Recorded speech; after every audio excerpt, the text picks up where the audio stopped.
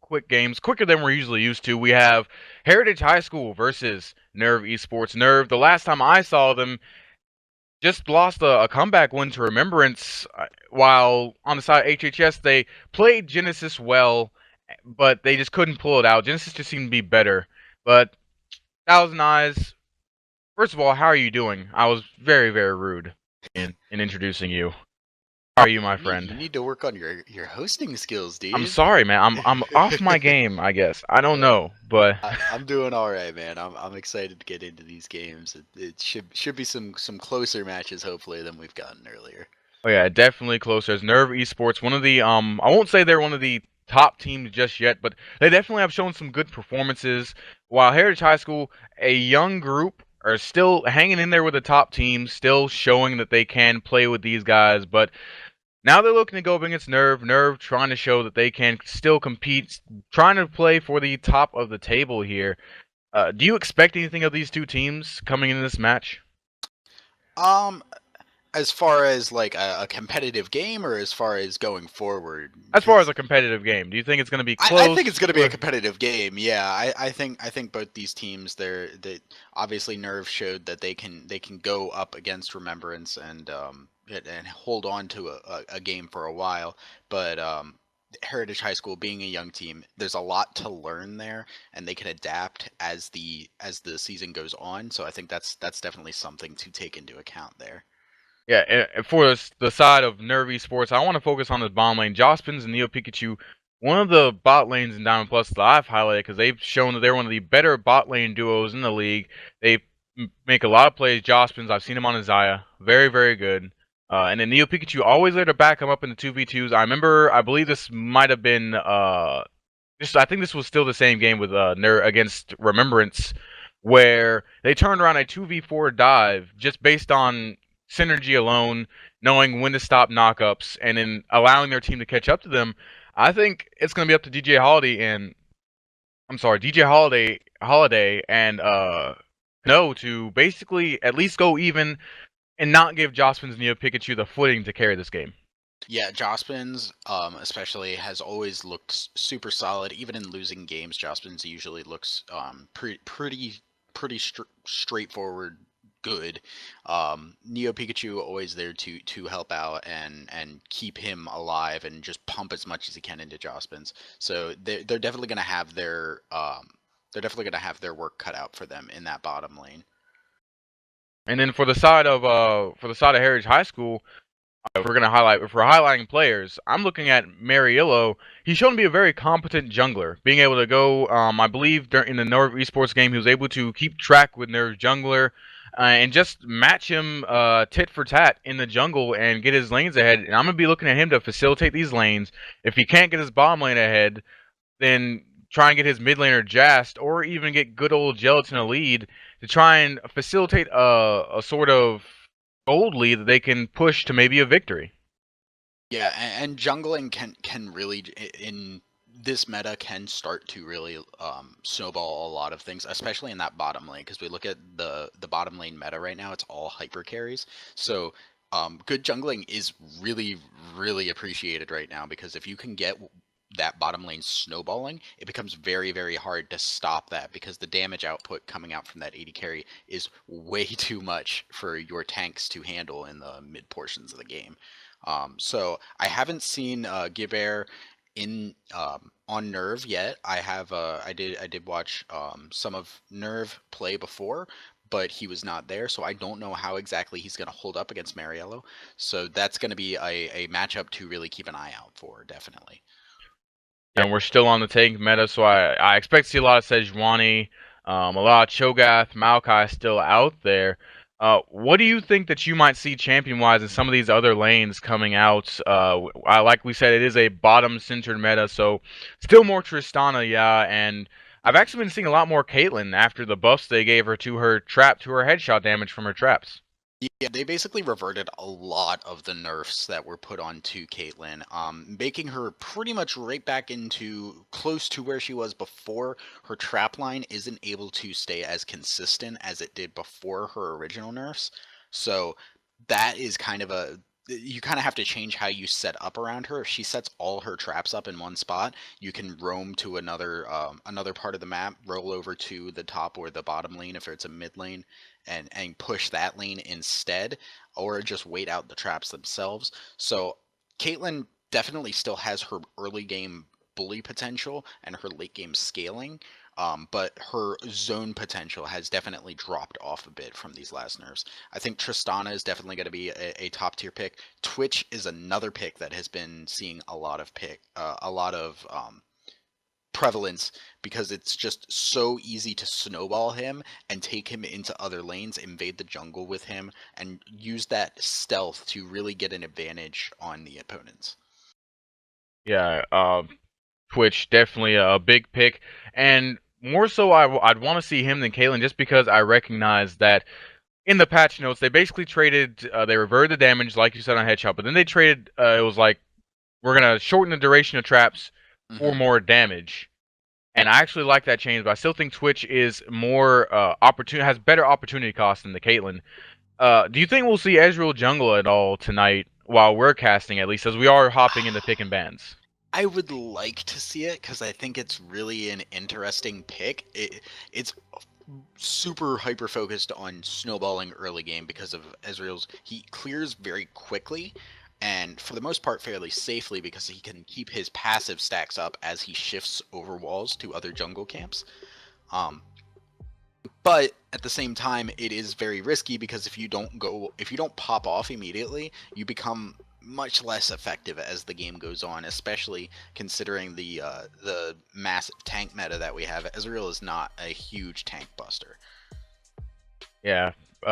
So we have headed into pick bans. I'm sorry, definitely didn't do that transition well at all. I said yeah. But anyways, we're into picking bans. We actually see a lot of support bans coming out. So the Janna, the Lulu, the Thresh, and the Rakan already off the board. A lot of Ardent Sensor bans, which I think is actually a really good idea. Ardent Sensor, while the heal did get removed from it, it's still a really strong item. It scales better than it did before. They've gone back and forth between giving it a base 25% attack speed and a scaling from 20 to 35. Now it's back to the 20 to 35 as we see Sejuani being locked in, a super powerful jungle. But with the scaling now, it scales better into the game, and by the time you would get it, it's already up to where you would get it, where the base was before. And there's that Tristan pick. I shot 1,000. I want to share a theory I have. I want to see Ardent Sensor taking on someone else other than a support because of the changes where they took away the healing, and now the person with Ardent Sensor also gets the buff along with the person they are near. I want to see someone like in the mid lane, maybe even top lane, maybe like a mid lane Galio, take the Ardent Sensor, get that buff, maybe even a Renekton if someone is that bold. Take that Ardent Sensor, not even for the AP damage buff or whatever, but just take it for that attack speed and that on-hit damage buff. Share it with somebody, and then you have a monster in the top lane that gets added damage just for having this item. You don't have to have it as a support, I guess is what I'm trying to say. I want to see someone else other than a support take it. Well, I think it's going to be a support in some way, shape, or form. It's going to have to be somebody who has a shield or a healer. It's not going to be useful. Oh, you're right. You need to put a shield or heal on somebody for them to be able to get the passive on it. So, but it's definitely something viable. I know top lane Karma has been a thing as of late. That a lot of the high elo players have been playing, especially over in Korea. You run kind of I believe it's a tanky build with Ardent Sensor and things like that, and you just push and run with your team and buff them up with the Ardent Sensor. I actually saw that the other night. I played against top lane Karma, so just like I thought you had crushed my dreams when you kind of like propped them up on a little on a crutch right there. So maybe we'll see that. But right now the pick order looks like it will be for HHS Sejuani, Braum, Kalista, and then for the side of Nerve Esports, Tristana, Jarvan, and Morgana, with the next two bans being Xerath and the Maokai. So for HHS, it looks like it's going to be basically kind of like a protected Kalista composition. We have a lot of good CC. Kalista and Braum, a very strong early game bottom lane. While for the other side, it's going to be more staple pick in the jungle, tank jungler, while it's going to be Tristana Morgana. It looks like they're going for more defensive, passive lane to try and get that Tristana to the mid game. Yeah, so the only lane that we really know about is the bottom lane and these junglers being locked in. Jarvan, a bit better at the early ganks than Sejuani is. Sejuani yet generally wants to farm to 6 to really get a good gank off. Jarvan has a lot more damage in the early portions to be able to be more of a threat. That said, it's not going to be the easiest thing to try and gank Kalista Braum, especially once they hit 6. So the Talia being locked in, which is going to prompt the Lucian hover. I think this would be a really good pick as far as just getting something to abuse the Talia early game. Talia does have the E, which kind of keeps dashes from being effective, but the early portions of the game, it's not as scary, and Lucian has the ability to go in on Talia. Yeah, and it would fit the early game mold that HHS is putting together right here. So this is going to be a matchup we will watch in the middle lane, because if Talia gets ahead and then starts those roams, and that could easily get Tristana accelerated to that mid game. But if this Lucian gets ahead, that's a double 80 carry composition where the Kalista is already going to be a threat, and then Lucian gets massive. It could be a 30-minute game. We see the Galio locked in as well. It's just even completing that even more, this protect your 80 carry composition coming out from HHS. Yeah, so we've seen a lot of this lately, a lot of the double 80 carry, and it's a double threat composition. So basically the Lucian is very self-sufficient, so you allow Lucian to play aggressively and kind of just do his own thing. But at a worst case scenario, if Kalista does get popped, you do have that Lucian as a backup for your major damage source. So I actually do like that composition a lot. It brings a couple of different facets. It's still good at tower pushing because you have double 80 carries. On the other side, though, we do have the Fiora locked in as kind of a counter pick to the Galio, being able to split push fairly effectively, and there's not going to be... Fiora is going to be able to counter a lot of Galio's trade potential just due to the riposte. Galio has to wind up for so many of his crowd control abilities, and that gives Fiora ample time to react with that W and hit them back with the stun. And I think with the recent Fiora reverts, and with the composition that Nerve has, this is a win for them, because they needed that champion to kind of get them through from the early game to the mid game transition. You had a lot of lanes. You had the losing lane, the mid lane, the scaling lane, the bottom lane, and then J4, who was going to be on guard duty, but now he has a lane to gank, where if you get this Fiora head, she can carry you to that 20-25 minute mark where Tristana comes online. Right, yeah. I think that Nerve has a composition that scales more linearly. It doesn't kind of have a lull in it as much, because while all the champions have certain portions of the game where they're weaker, they kind of all cover each other fairly well. Talia kind of wants to get to that mid game and use the roams, and then be a kind of a late game damage threat later on. Tristana kind of really needs to scale up and has that really harsh upturn towards the end of that curve. Jarvan is very strong early. Fiora strong early into the mid game and has to split push later on. So there's a lot of different options for that composition. Whereas you look at HHS, they have to basically group in the mid game and fight then. They're not super strong early because Kalista needs to get some items under her belt. Lucian needs items as well. And they have to group in that mid game, or they're gonna just fall apart later on when they run out of damage. And I want to take a little bit of a more pinpoint focus. I can barely tell some of the summoners for Nerve Esports just because of the sliver. Right, it didn't work that one out. But I think it's going to be a double heal in the mid lane. I'm surprised Lucian Yes. Jas did not take a barrier, or I know he wouldn't take cleanse, doesn't have a reason to, but at least the barrier to allow him to basically stay in that 1v1 longer against this Talia. What do you think is the reasoning behind the summoner spell decision making here? One of the things I can think of maybe is the early Jarvan gank. They don't want to get cheesed and be basically stuck in a really bad situation where they're low on health in lane, and they kind of really have to play back. With that heal, it gives them the movement speed to kind of dodge gank, or to just get some extra health in the middle of a fight. I kind of would have liked to see the Ignite just for a little bit more aggressiveness on the Talia. Punish that Talia's early game, her lack of wave clear early. Would have really been just something scary that Talia had to deal with, especially since it looks like she's going heal as well. So the aggression from Lucian is what I'd rather see. Right now, we're about 30 seconds to get into the game. 1,000, I want to know, who do you think is going to win this game? Both teams have pretty solid team compositions with pretty, I want to say, simple win conditions to meet. Who do you think is going to take it, though? Will it be Nerve or will it be HHS? I like Nerve's composition better just purely because it offers more options to them. They have just options at every point of the game to really kind of lean into, whereas HHS really, like I had said, they have to really put a lot in that mid game, because if they hit late game with only a double 80 carry as their damage source, they're going to be easily itemized against, and it's not going to look good for them once they get into team fights.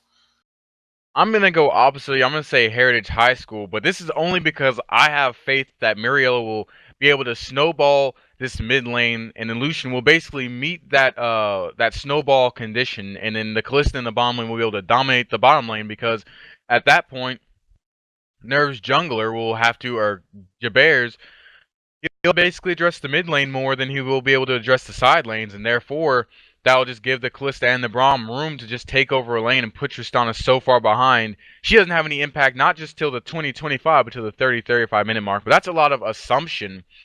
I want to ask him even more specific question. Sort of, I want to make you think, put you on your toes. Where do you think the first gank from both these teams will come from? That's a good question, because there really isn't a whole lot for Sejuani to reliably gank. Probably mid lane is going to be the best option, because I think Galio has way too much telegraphed crowd control to really be stopped by Fiora. She could hit the riposte and flash out, as well as just Galio's probably going to push Fiora in early on. But Talia, on the other hand, can push around Lucian if she does get the zone control of that lane. Jarvan, on the other hand, probably going to be looking to get that bottom lane going as early as possible. Before level 6, Braum and Callista are a little bit vulnerable, so that is another game. But Jaber finds the Sejuani and thwarts it. And right now, good old Jelton taking a lot of damage in the top lane too. But speaking of that, because like you said, this mid lane will be important. Good old Jelton taking a lot of damage from Talisoko. She does repost the stun. She will get help from Mariello. But first blood will go to this Fiora. Will it be returned? I don't know. Mariello does pop the stun. It should be returned here. That will be a slain Fiora, but the early gold, the damage has already been done. This Fiora is now starting her own snowball bladed. We see again coming in. Talisoko couldn't repost the first taunt, but he does dodge the Justice Punch, but that should be a stun going down and a death. Good old Gelatin taking the kill, but Jaber will trade the Ocean Drake on the bottom half of the map. And coming in, Talisoko has to run for his life, as I was going to point out the beautiful jungle pathing by Mariello. We'll do that after this gank is over. He cannot land the first chain for the stun, but the Permafrost should come through eventually. No, it will not, but good old Gelatin does get the flash and smash there to secure the kill. They're just picking on Fiora in the top lane, negating the one lane that has the possibility of getting an early game lead. Snowball started for the side of Nerve Esports. Right. It was really great pathing from Mariello, and honestly, Talisoko needs to start realizing he's getting camped. He needs to put wards down and make sure that he's not getting taken advantage of as he pushes further and further into this Galio. He's tried taking trades, that has not worked. He's tried all-inning. He's gotten ganked every single time he's gone in. Here goes a gank in the mid lane as the Glacier Prison does land onto Talia. That should be a dead Talia. Aiko going down another kill. Mariello showing up big across this map. Yeah, Mariello getting a lot of great mid-game ganks. Getting all the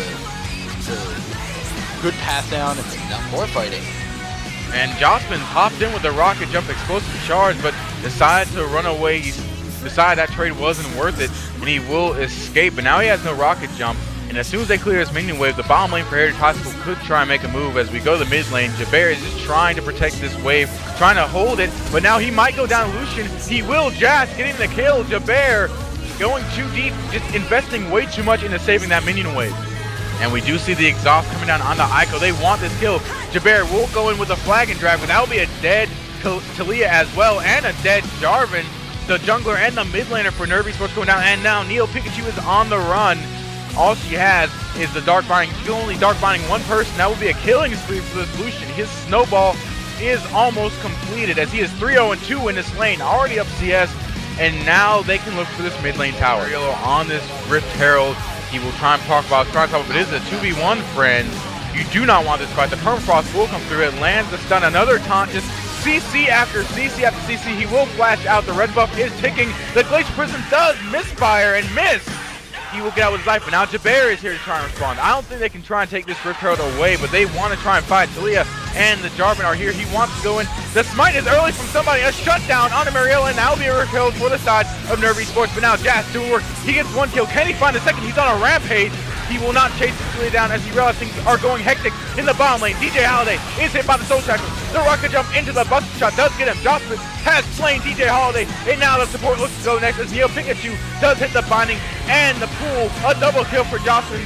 And while in the top lane, everything goes back to normal, but that is a Rift Herald and 3 kills for the side of Nervy Sports. They're finding their way back into this game. Back outside DJ Holiday, and Jocelyn does have the rocket jump to escape. So doesn't want to waste an ultimate on this Tristana just yet. Jabbar is there, however, and Kano is on the backside. He does land a stun, but Talia is aggressing on the Jazz at the same time, actually going all throughout. This fight is so spread out, but the kill will go to DJ Kano on the Jabbar. Jazz is unstoppable. He does get the Morgana as well. A TP was coming in from Fiora, but she will not complete it. And actually, DJ Kano is thrown over the wall by the Fate's Call, and they'll get the double kill right there. They might go for Talia as well. The Glacial Prism does land. This will be another kill, and that's a 4-for-none wipe for the side of Heritage High School. And just as we were singing Nerf's praises, they falter and fall down at the Ocean Drake.